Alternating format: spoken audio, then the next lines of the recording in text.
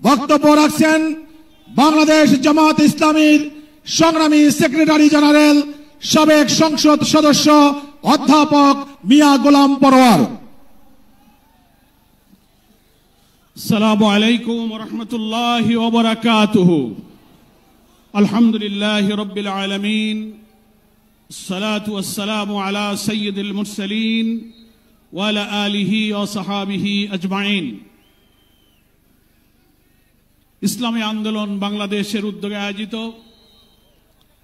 ঐতিহাসিক সোহরাওয়ার্দী উদ্যানে আজকের এই জনসমুদ্রের সংগ্রামী সভাপতি,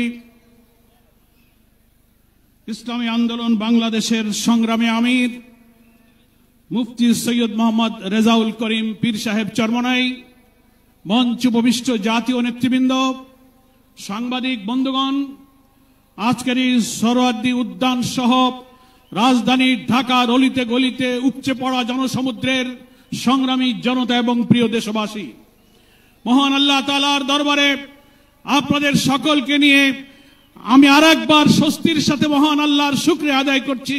আলহামদুলিল্লাহ। শুকরিয়া এই কারণে, বাংলাদেশের ইতিহাসে, রাজনীতির ইতিহাসে আজকের দিন এক ঐতিহাসিক দিন।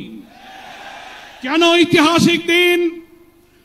মুসলিম উম্মার নেতৃত্ব দানকারী দেশপ্রেমিক সকল ইসলামী দল, ব্যক্তিত্ব, স্কলারদের মধ্যে ভিন্নমত থাকা সত্ত্বেও আজকে একটি ঐতিহাসিক ঐক্যের যে পরিবেশ এবং সম্ভাবনা দেখা দিয়েছে, সৈয়দ মোহাম্মদ রেজাউল করিমের আহ্বানে আজকের ঐতিহাসিক মঞ্চে যারা বসে আছেন তারাই হচ্ছে এই ঐক্যের মহাকাণ্ডারী।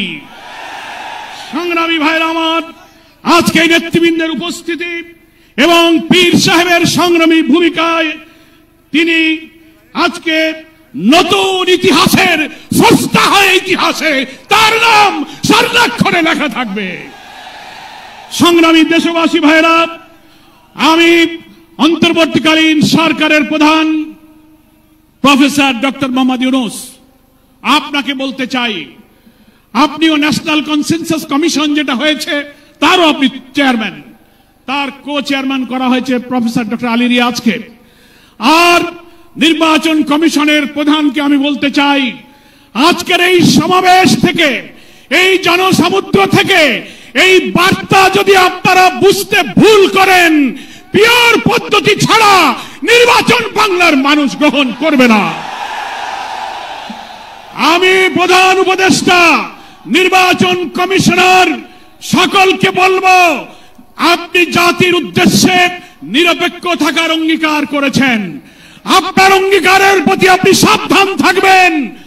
আপনার কোন কোন ভূমিকায় জাতির মধ্যে কিন্তু সংশয় তৈরি হয়েছে। পরিষ্কার বলতে চাই, আপনি সোজা থাকবেন। আমরা আমাদের জন্য, কোন দলের জন্য আপনার পক্ষপাতিত্ব চাই না।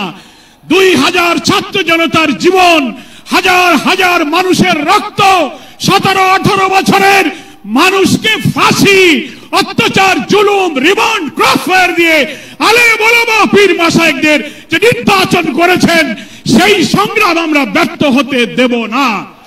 ফলে আপনাকে অবশ্যই জাতির যে দাবি উচ্চকিত হয়েছে, নির্বাচনের লেভেল প্লেইং ফিল্ড আপনাকে নিশ্চিত করতে হবে। আপনি জাতির কাছে, জাতির উদ্দেশ্যে ভাষণে একটা কথা বলবেন, being a head of the government একটা কথা বলবেন, রাষ্ট্রীয় টেলিভিশনে একটা কথা বলবেন, কোন একটা দলের কাছে আলোচনায় গিয়ে সে কথা আপনি ভুলে যাবেন, এটা নিরপেক্ষতা ভঙ্গ হয়েছে। আপনাকে বলতে যে আপনি সোজা থাকুন।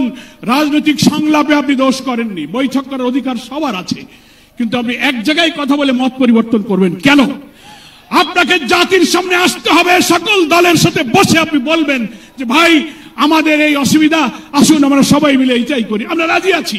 কিন্তু আপনার এই ভূমিকায় প্রশ্ন তৈরি হয়েছে, আগামী 8-10 মাস পরে যদি নির্বাচন হয় আপনি সোজা থাকবেন কিনা, আপনাকে এই 8 মাসে নিরপেক্ষতার প্রমাণ আপনাকে দিতে হবে।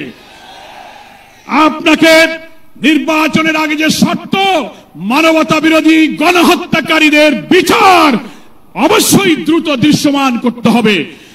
দিল্লিতে বসে দিল্লির তাবেদার শেখ হাসিনা এই বাংলাদেশকে আবার উস্কানি দিয়ে ভারতের সেবাদাসে পরিণত করার ষড়যন্ত্র করছে। অবিলম্বে নির্বাচনের আগে এই বিচার আমরা দৃশ্যমান দেখতে চাই। সংস্কারের ব্যাপারে অনেকে ঢিলা দিচ্ছেন, বলে ইলেকশন আর সংস্কার একসাথে হবে, ক্ষমতায় গিয়ে করব। কিভাবে বুঝলেন কে ক্ষমতায় যাবে? জনগণের ভোট আপনি পান, তারপরে আপনি ক্ষমতায় যাবেন। এই ফ্যাসিবাদী আমলের রাজনৈতিক সাংবিধানিক সরকারের যে কাঠামো তৈরি হয়েছে বাংলাদেশে, এই কাঠামো তছনছ করে দিয়ে নতুন বাংলাদেশের নতুন বন্দোবস্ত কাঠামোর জন্য অবশ্যই মৌলিক সংস্কার প্রয়োজন। এই প্রশাসনিক ব্যবস্থার মধ্যে আমরা নতুন কোন ফ্যাসিবাদ, নতুন কোন হাসিনার আমরা জন্ম দিতে চাই না। এই জন্য সংস্কার আমাদেরকে করতে হবে। আন্দোলনের শহীদ আহত যারা, তাদের চিকিৎসা এবং পুনর্বাসন করতে হবে। প্রবাসী 1,10,00,000 ভোটার, তাদেরকে ভোটাধিকারের ব্যাপারে আপনাকে নিশ্চিত করতে হবে। স্থানীয় সরকার নির্বাচন আগে দিতে হবে। জুলাই সনদ এবং ঘোষণাপত্র অবশ্যই, জুলাই বিপ্লবের বার্ষিকী আমরা 1 তারিখ থেকে 8 আগস্ট পালন করব। এর মধ্যেই জুলাই সনদ এবং জুলাই ঘোষণাপত্র আপনাকে বাস্তবায়ন করতে হবে।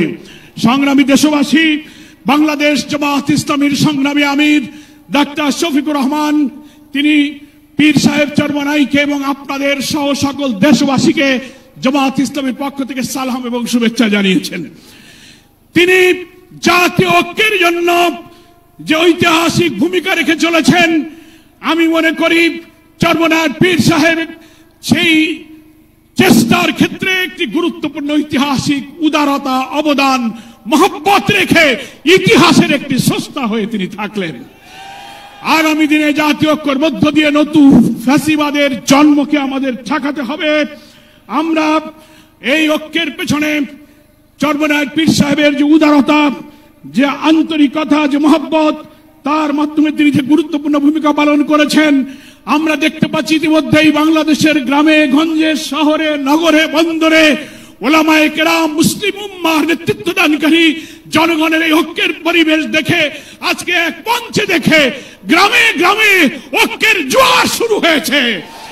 আসুন ভেদাভেদ, ভিন্নমত পরিহার করে মুসলিম জাতি সত্তা মূল্যবোধ রক্ষার জন্য আল্লাহ তাআলার দ্বীনকে পার্লামেন্টে নিয়ে ন্যায় বিচার, সুশাসন, বৈষম্যহীন এক নতুন সমৃদ্ধ মানবিক বাংলাদেশ গড়ার জন্য আমরা ঐক্যবদ্ধ থাকব। সকলকে ধন্যবাদ। বাংলাদেশ জিন্দাবাদ। ওমা তৌফিক ইল্লা বিল্লাহ। আসসালামু আলাইকুম ওয়া রাহমাতুল্লাহি ওয়া বারাকাতুহু।